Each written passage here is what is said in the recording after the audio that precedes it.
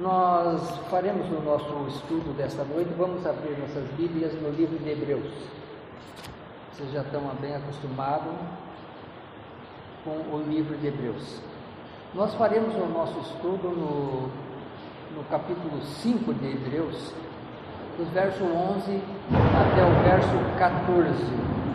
Hebreus 11, aliás, Hebreus 5, de 11 a 14.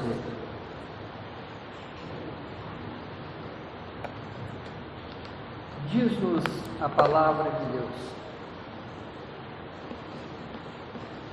a esse respeito temos muitas coisas que dizer e difíceis de explicar, porquanto vos tendes tornado tardios em ouvir. Pois com efeito, quando devia ser mestres, atendendo ao tempo decorrido, tendes novamente necessidade de que alguém vos ensine de novo quais são os princípios elementares dos oráculos de Deus. Assim vos tornastes como necessitados de leite e não de alimento sólido. Ora, todo aquele que se alimenta de leite é inexperiente na palavra da justiça, porque é criança. Mas o alimento sólido é para os adultos, para aqueles que pela prática têm as suas faculdades exercitadas para discernir não somente o bem, mas também discernir o mal.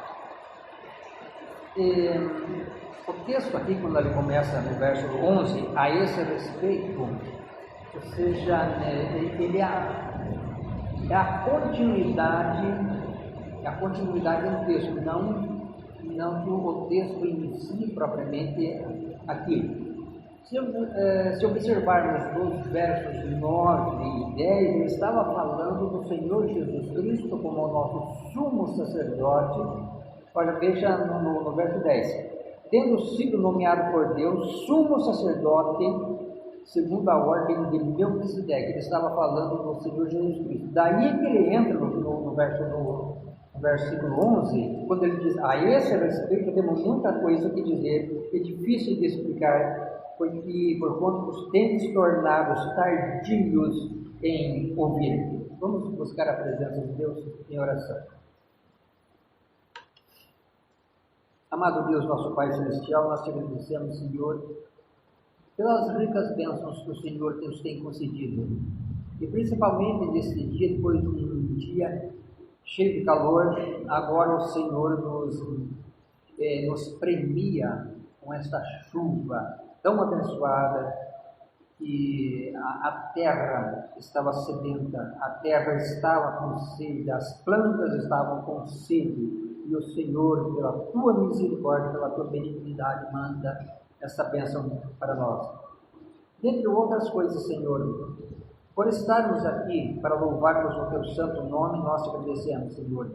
Pois temos a consciência de que a tua palavra é a excelência da verdade, nós te agradecemos, Senhor. Portanto, Senhor, fica conosco durante o transcorrer deste culto, para que possamos oferecer a ti, Senhor, as nossas vidas como oferta de gratidão ao Senhor, que o nosso coração esteja sentindo a presença do teu Espírito Santo em nossas vidas, e que os nossos pensamentos estejam voltados inteiramente para o ensino da tua palavra.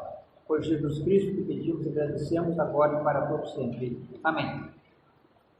Irmãos, na parte introdutória desse texto, quando o título aqui da nossa Bíblia diz que os cristãos hebreus não tinham progredido na fé. E aqui ele fala a questão ilustrativa da pessoa que só toma leite, que não toma alimento sólido. Se você tomar só leite vivendo, meu alimento principal vai ser o leite agora. Não vou comer arroz, não vou comer feijão, não quero comer carne, outras coisas, vou tomar só leite. Então você certamente é um sério candidato ao enfraquecimento físico e também mental. Bom, então no início do nosso estudo de hoje, eu quero falar sobre alguns aspectos, algum tema, alguma referência que não está diretamente ligada ao texto. Eu quero fazer uma analogia aqui. Algumas coisas em nosso relacionamento com Deus acontecem uma única vez na nossa vida e sem a nossa participação. Então, no nosso relacionamento com Deus acontecem coisas que não têm a nossa participação, que também acontece uma única vez. Por exemplo, dentre muitas coisas, tem aquilo que a teologia chama de regeneração. Então vocês já ouviram falar nesse tema, regeneração. A regeneração significa gerar novamente. Só que a regeneração é Deus quem opera sem a nossa interferência. É o procedimento de Deus que Ele opera por um ato de sua soberana vontade, sem a minha interferência, sem a sua interferência, sem a sua interferência. Porque gerar novamente até parece um pouco esquisito, né? Gerar novamente. Mas essa aqui é a linguagem usada na teologia, na nossa teologia, para explicar ou tentar explicar esse ato da soberania de Deus. Há muitos conceitos na teologia, há muito simbolismo na teologia.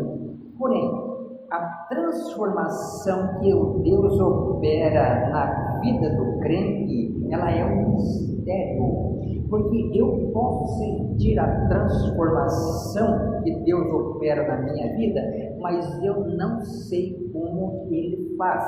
Eu não sei como Ele faz. Ou algum de vocês aqui pode dizer, eu sei como Deus fez a transformação na minha vida. Isso que nós chamamos de regeneração, porque é uma coisa muito complexa, muito profunda, porque tem o sentido de gerar novamente, né? E que o mundo não conhece. Será que vocês estão lembrados na passagem de João 9:25, aquele episódio lá que Jesus curou um cego, mandando ele passar alguma coisa no olho? Por que ele mandou passar no olho? Então, barro, que coisa, né? Passar barro no olho. Mas Jesus mandou. Por que Jesus fez isso? Por que ele mandou o cego passar barro no olho? Ou seja, parece que não tem fundamento, parece que não tem sentido. E daí os fariseus eles ficaram intrigados com aquilo, muito intrigados, e diziam para perguntar o homem: mas o que aconteceu com você? Você não era cego? Sim, eu era cego. Perguntava para o pai dele: mas esse rapaz não era cego de nascença? Sim, era cego de nascença, e agora está vendo. Mas quem te curou? Foi aquele homem, ele contou, foi aquele homem chamado Jesus. Mas você sabia que aquele é um pecador? Ele não tem poder para curar. Aquele é um pecador. O que o cego respondeu lá em 9, no capítulo 9? Olha, se é um pecador, eu não sei. Agora, uma coisa eu sei: eu era cego e agora estou vendo. Isso eu sei. Eu era cego e agora estou vendo. Então, há coisas que Deus faz na nossa vida que Ele não explica como que Ele faz. Mas o que importa para nós é você sentir o que Deus fez, como aquele cego sentiu o que Deus fez na vida dele. O que era a coisa mais importante para ele, né, naquele momento? A visão. Para ele foi a coisa mais importante. Vamos dizer, será que ele foi salvo? Não. Isso não nos importa. A Bíblia também não diz da vida dele, o que aconteceu posteriormente. Mas naquele momento, o que ele disse? Eu não sei como é que ele fez. Não sei quem é esse homem na vida dele. não sei se é um pecador, conforme vocês estão dizendo, segundo a acusação dos fariseus. Eu era cego e agora estou vendo. Vocês também estão lembrados de uma outra passagem que em João 3:8, quando naquela discussão com Nicodemos, aquele episódio de Jesus com Nicodemos, e quando Jesus disse: importa-vos nascer de novo, porque Nicodemos disse: isso é impossível, não tem lógica, mestre, uma pessoa sendo velha voltar ao ventre materno de sua mãe. Isso é impossível. Jesus não estava falando isso aqui. Depois ele no capítulo 3, no verso 8, aquele texto conhecido que diz: olha, o vento sopra aonde quer, mas a gente não sabe de onde ele vem, e nós não sabemos para onde ele vai. E assim, concluiu Jesus, diz: assim é todo aquele que é nascido de Deus. Você é nascido de Deus. Nós não vamos entender muitas vezes como Deus fez a operação na nossa vida. Mas o que é importante para nós? É sermos salvos. O que é importante para nós é sermos transformados. O que é importante para nós é sermos uma nova criatura, é sermos nascidos de novo, é sermos salvos por Jesus. Outra coisa que nós temos na nossa teologia, por exemplo, é a justificação. A justificação é Deus também quem justifica e passa a nos considerar como justos. Sabe a justificação? Você sabe que a sentença dada por um juiz, seja de condenação ou de absolvição, mas vamos lá, absolvição. Quando o juiz está diante de um réu, ele dá a absolvição, é ele quem determina, baseado evidentemente nas leis, mas é ele quem determina. Você já viu algum juiz perguntar para o júri: e agora, senhor jurado, o que você acha? Eu condeno ou absolvo esse réu? Ele não pergunta isso. O juiz também, naquele momento que ele lê a sentença, ele não pergunta para o promotor: o que o senhor acha? Um juiz, ele não pergunta, vai saber o que você acha. Ele não faz essa pergunta. Ele trabalha com prova. E ele deu a palavra, assinou ali, a pessoa pode ser o maior criminoso. Ele está absolvido, ele vai embora. Assim é Deus na nossa justificação, ou seja, nós condenados pelo pecado, réu do pecado. Quando nós aceitamos o Senhor Jesus Cristo como nosso Salvador, Ele nos justifica. O que Romanos diz? Justificados, pois, mediante a fé. O que acontece aí? Temos o quê? Paz com quem? Paz com Deus. Essa é a coisa mais importante da nossa vida, é termos a paz com Deus. Como é que Deus justifica? Ninguém vai perguntar para Deus como é que Ele nos justifica. Como é que Ele eu não tenho que questionar a Deus. Ele me justificou, eu passo a partir desse momento a ter paz com Deus. Então, há outras coisas, nós não vamos mencionar tudo, como a adoção. Olha aqui, Deus, quando Ele nos adota como filho, que para entrarmos no céu só entram os filhos de Deus. E para nós entrarmos no céu, nós precisamos ser adotados por Deus. Que são linguagens da teologia, aí para nós entendermos a maneira pela qual Deus nos recebe. Então, nós somos herdeiros com Cristo. Cristo é o Filho de Deus, o Filho legítimo, a essência de Deus. E nós somos adotados com Ele. Então, lembrar daquele hino que nós sempre cantamos? Eu sou filho adotado por Deus do Senhor. Então, também, veja bem, se alguém vai adotar uma criança, o adotante, ele não chega para a criança, o bebezinho: oi, bebezinho, você quer que eu adote você? Você aceita ser adotado? Não, ele não faz nada disso. Ele adota, e a criança vai saber muito tempo depois, às vezes sem saber as razões pelas quais ela foi adotada. Assim também Deus, quando Ele nos adota, ou seja, quando nós passamos a ser parte do seu reino, como filhos seus, também Ele ele não vai explicar para nós como é que ele fez. O importante é nós recebermos a excelência dessa bênção. Mas há alguma coisa que depende da nossa. É quando nós entramos, por exemplo, a santificação. A santificação é uma outra coisa. Aí, por exemplo, já depende da nossa parte também. Não é só da nossa parte. É Deus que nos santifica, mas aí depende. Por exemplo, tem aquele hino que nós 282, parece, para ser santo, tempo has de tomar com o grande mestre seu livro estudar.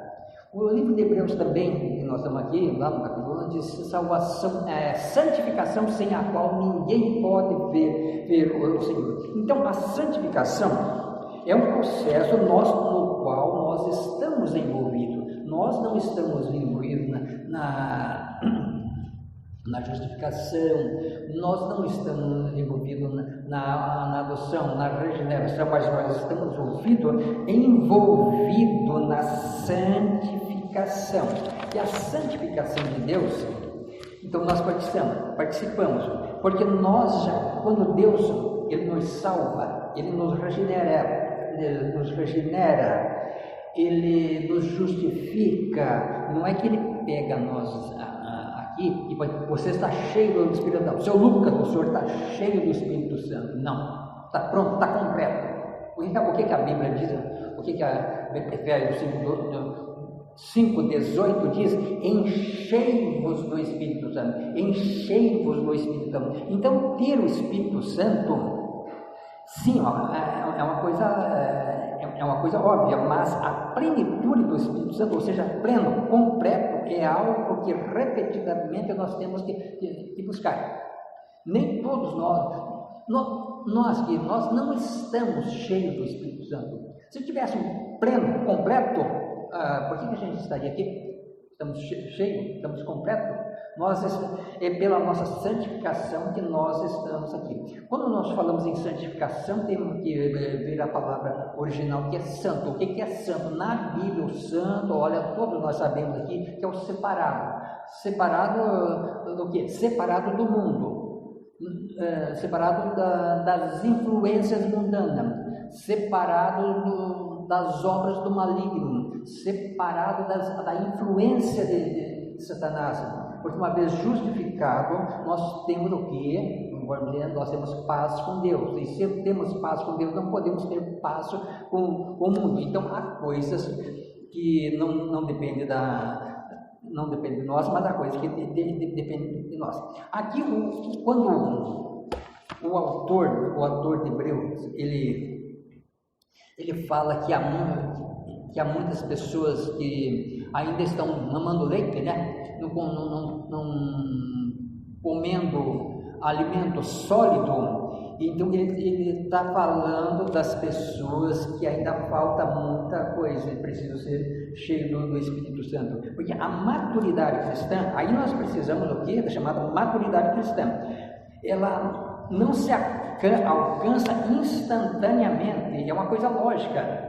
Todos nós, quando nascemos, vamos se desenvolvendo. Olha que nós temos jovens aqui, eles ainda não chegaram à maturidade plena. Ainda há muita experiência que eles têm que passar. Nós, os mais velhos, já passamos por muitas experiências, ou seja, quando somos mais maduros, mas os jovens aqui, eles ainda vão passar por experiência na vida, né? Ou seja, a coisa mais normal do mundo.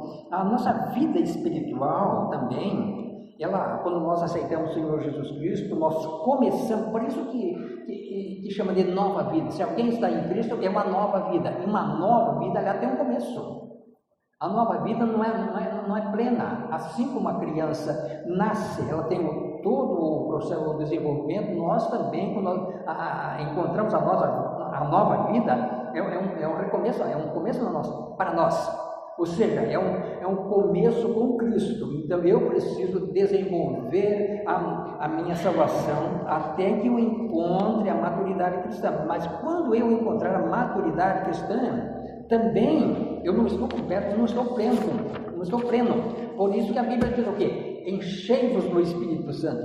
Então, independente da nossa iniciativa, segue-se um processo de desenvolvimento quando nós aceitamos essa nova vida, né? Assim como nós, tempos atrás, quando nós nascemos, né? Ou seja, o nosso nascimento também não dependeu da vontade de ninguém. Ninguém que pediu para nascer. Quando demos conta que éramos gente, nós já tínhamos, daí que fomos saber que nós nascemos um dia e tínhamos um registro de nascimento, né? E tudo assim, fomos saber depois. Então, esse é o processo da nossa vida. Quando nós iniciamos a nossa caminhada cristã, nós somos inexperientes. Nós somos como bebês, mas todo bebê bem saudável, ele se desenvolve, ou seja, pelo menos espera-se que ele se desenvolva. Então Deus faz-nos nascer de novo espiritualmente, é o que Jesus falou lá para o Nicodemos. A partir daí, ele ordena que nos desenvolvamos, que cresçamos espiritualmente, que não permaneçamos como bebês para sempre. É muito triste, por exemplo, a experiência de um pai cujo filho não se desenvolve. O pai é uma tristeza. Idade mental, intelectual, emocional, permanece, às vezes, uma criança naquela vida o tempo todo e não se desenvolve. Seu corpo às vezes não se desenvolve. Então é a tristeza para um pai, né? Todos nós sabemos disso. Assim, é doloroso para Deus quando nós não alcançamos a plenitude do Espírito. É doloroso para Deus quando nós não desenvolvemos satisfatoriamente, agradando a Deus, quando nós permanecemos, às vezes, como criança, ali não há desenvolvimento. É o que o autor de Hebreus aqui está dizendo. A esse respeito, temos muita coisa que dizer, embora seja difícil de explicar. Então, por que ele falou que era difícil de explicar? Porque os judeus daquela época, a quem ele estava falando, como nós já falamos aqui, eram os irmãos que estavam sofrendo ataque dos seus patrícios, perseguição dos seus patrícios.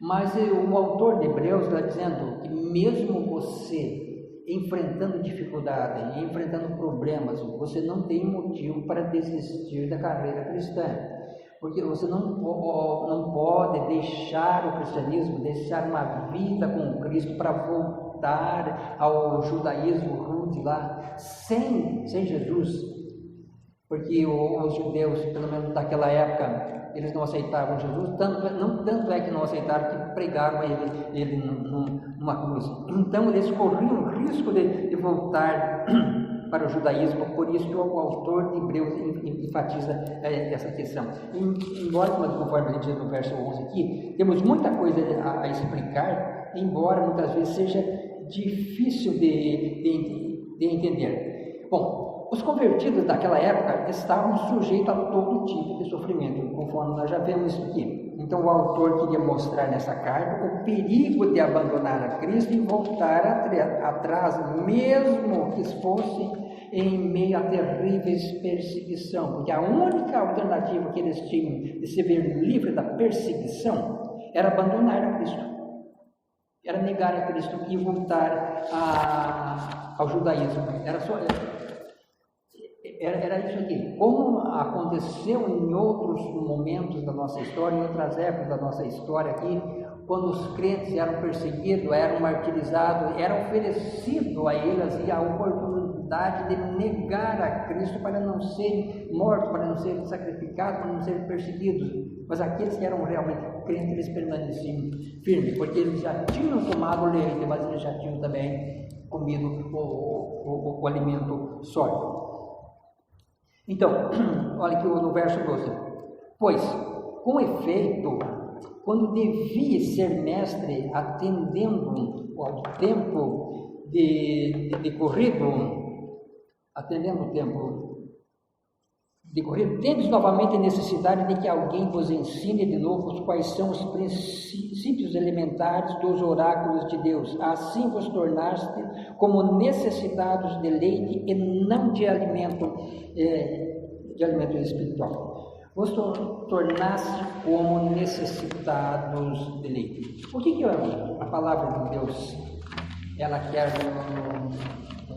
nos ensinar, nos exortar? Porque quando o autor de Hebreus falou para os judeus cristãos, então foi naquela época. Mas a história não pode parar por aqui. A história ela tem que continuar. Hoje a história continua. Só que hoje nós somos defrontados com as perseguições que nós temos nos nossos dias. Hoje, muitas vezes as nossas igrejas estão frias, estão crentes desanimados, crentes muitas vezes em dúvida, crentes, como se diz, estagnados, ou seja, aquele que quer tomar somente o leite, não quer comer o alimento sólido.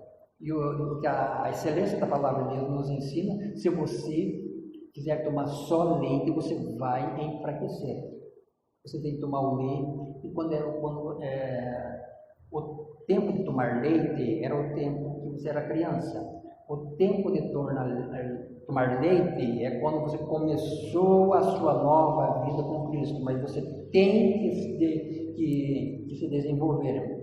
Então, seguindo isso que o autor estava dizendo, até quando, no verso 12, quando vocês deveriam ser mestres, atendendo o tempo decorrido,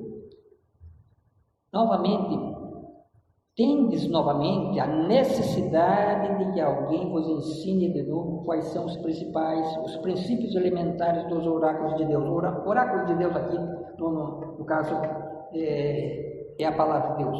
Oráculo era uma palavra que era usada lá na antiguidade, a devoção que os gregos também usavam para com os seus deuses. Com o seu Deus. Ele usou esta linguagem aqui para nós entendermos que a excelência da nossa vida está na palavra de Deus. A busca para o fortalecimento da nossa vida está na palavra de Deus.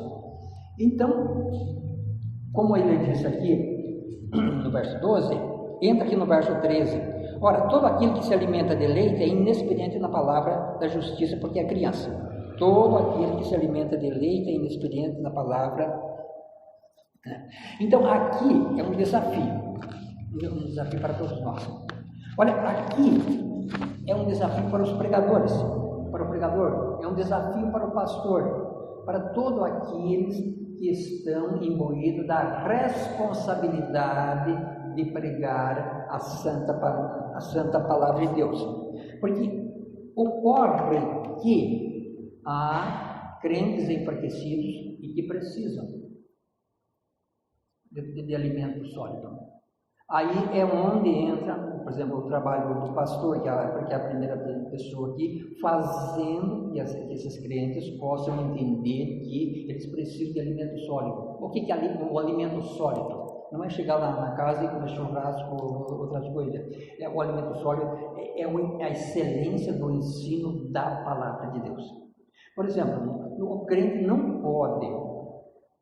Eu sou crente só nos dias de culto. Vem aqui, lê a Bíblia no momento que nós estamos agora. Hoje, li a Bíblia? Sim, hoje eu li. Hebreus 5, 11, 14. Não. Em casa, conforme nós temos falado, nós temos que fazer o dever de casa. O estudo da palavra de Deus tem que ser diariamente, porque senão nós vamos enfraquecendo. E isto aqui está esta advertência. Então, é um desafio para todos nós cristãos, como é um desafio para aqueles também que pregam uma palavra de Deus. Se os crentes não estão se alimentando do alimento sólido, que é a palavra de Deus, então os responsáveis, agora não vamos dizer que só o pastor é responsável, todos nós somos responsáveis pelo ensino da palavra de Deus. Tá? Então o nosso alerta é esse aqui, que nós não estamos completos, nós precisamos estar cheios do Espírito Santo, aquilo que a Bíblia chama de plenitude do Espírito Santo, enchei-vos do Espírito Santo. E finalmente, o nosso tempo está correndo, né? 14.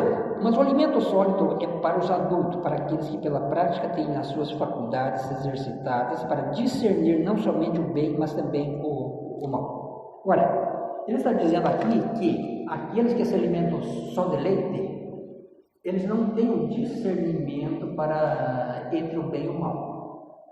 Isso é um perigo muito grande, e se o crente não tem esse discernimento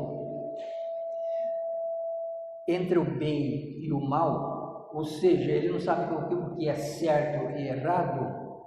Você sabe aqui, você encontra alguns pregadores de novas doutrinas, você pode ser iludido por doutrinas que tem por aí a respeito da palavra de Deus, porque daí você não tem o discernimento.